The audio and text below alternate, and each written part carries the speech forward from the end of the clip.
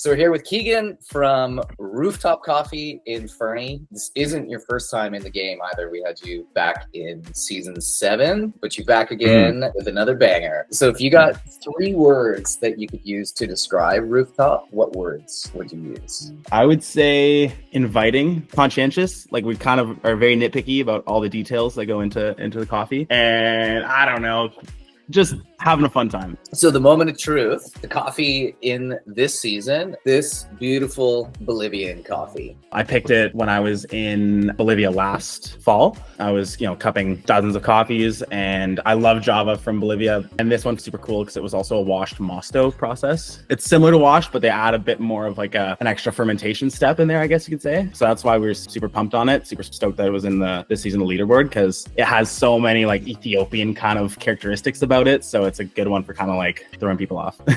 Yeah, like it's our 16th season, but it's actually the first time that we've had a Bolivian coffee in the game. No way.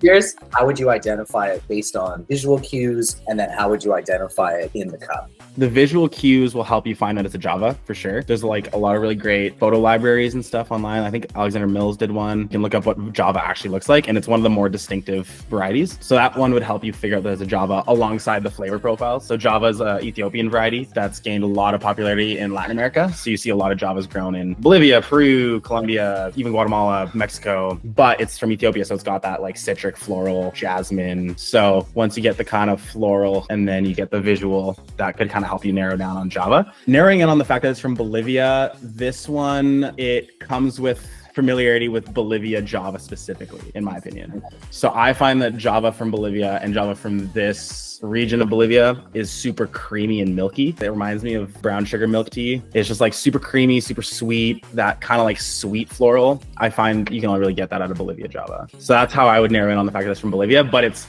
so tied to the variety, which is what makes it kind of tricky. Narrowing on the fact that it's washed, it comes from that kind of like citric, delicate, light-bodied kind of characteristic. It's a high-altitude coffee as well. That kind of would come through in that acidity, that cleanliness as well. So it's definitely a really good archetype for Bolivian Java specifically.